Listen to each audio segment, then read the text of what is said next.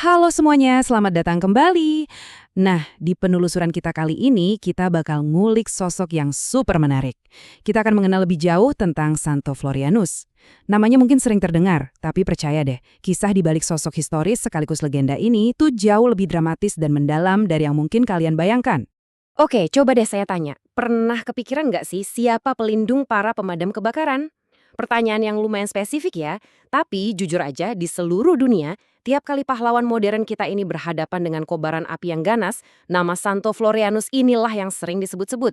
Tapi gimana ceritanya seorang pria dari abad-abad awal kekristenan bisa jadi simbol global buat pemadam kebakaran di era modern? Nah, mari kita bahas. Jadi gini cerita legendanya. Konon, Florianus ini pernah menyelamatkan seluruh kota yang lagi dilalap api super dahsyat. Dan coba tebak gimana caranya. Dia nggak pakai alat canggih atau manggil pasukan pemadam.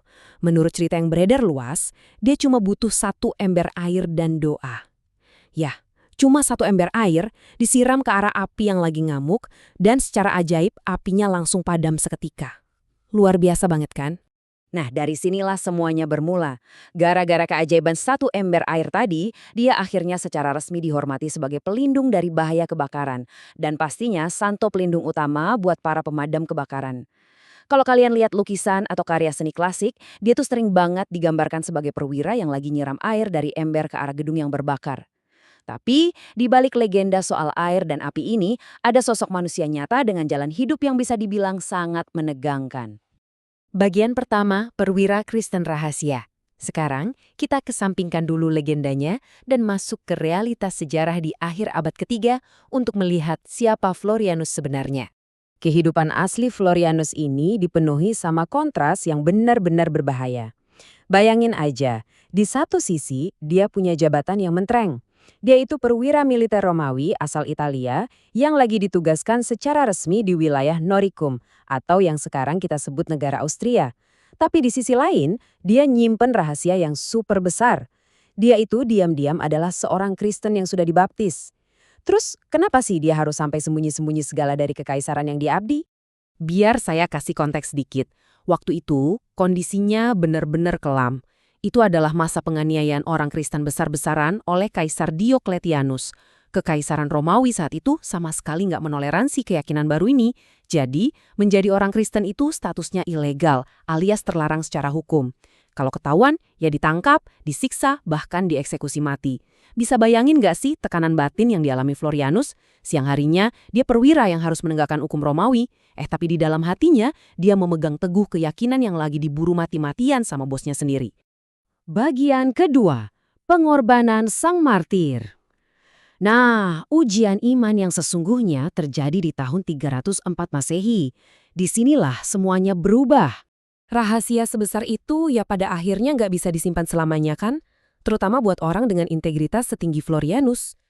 Di sekitar tahun 304, dia dapat perintah langsung dari kekaisaran buat mengeksekusi sekelompok orang Kristen. Ini tuh masalah hidup dan mati. Dan dengan keberanian yang luar biasa, dia nolak perintah itu mentah-mentah. Nggak cuma itu, dia malah terang-terangan ngaku ke atasannya kalau dia sendiri juga seorang Kristen. Nah, karena pengakuannya ini, konsekuensinya benar-benar brutal. Dia langsung ditangkap, disiksa dengan sangat mengerikan, dan dijatuhi hukuman mati. Tubuhnya diikat pakai batu, lalu ditenggelamkan hidup-hidup ke dalam sungai. Tapi arus sungai itu ternyata gagal menghapus jejaknya. Komunitas Kristen setempat waktu itu bertindak cepat dan nekat ngambil resiko besar buat nyelamatin jasad sang martir ini. Jasadnya nggak dibiarin hilang gitu aja loh. Mereka memakamkannya dengan penuh penghormatan di sebuah biara Agustinian yang ada di dekat kota Lorch atau sekarang di wilayah Enns, Austria. Pengorbanannya ini benar-benar ngasih keberanian luar biasa buat umat di sana pada masa itu. Bagian ketiga, warisan dan simbolisme. Mari kita lihat bagaimana kisah dari sebuah makam sunyi di Austria ini bisa menyebar luas dan jadi warisan kultural yang masif di Eropa. Kalau kita perhatikan, perjalanan sejarahnya ini memakan waktu berabad-abad. Dari kehidupannya sebagai perwira di akhir abad ketiga, lalu wafatnya yang tragis sebagai martir di tahun 304, kisahnya ini melompat jauh ke ratusan tahun kemudian. Tepatnya di tahun 1138, makamnya dipindahkan ke Roma. Dan gak berhenti sampai di situ. Sebagian dari relikuinya bahkan diserahkan langsung kepada Raja Kasimirus dari Polandia oleh Paus Lucius ketiga. Dari titik ini, nama dan sejarahnya benar-benar melintasi berbagai batas kerajaan. Dan tahu nggak, warisannya juga hidup subur di budaya kita sehari-hari loh. Coba tebak, nama Florianus itu asalnya dari akar kata bahasa Latin flos, yang secara harfiah artinya bunga. Keren banget kan? Terus, hari peringatannya itu dirayakan tiap tanggal 4 Mei. Dan coba deh perhatiin, gimana namanya mekar jadi banyak banget variasi di seluruh dunia. Buat nama pria, ada Florijan, Floriano, dan Florian. Kalau buat wanita, variasinya indah banget. Ada Flo, Floretta, Floriane, sampai Flora. Namanya benar-benar menyebar mewarnai peradaban kita.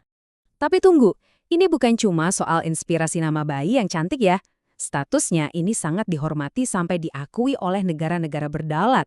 Selain pelindung pemadam kebakaran, Santo Florianus ini juga resmi dimaklumkan sebagai pelindung negara Polandia dan Australia.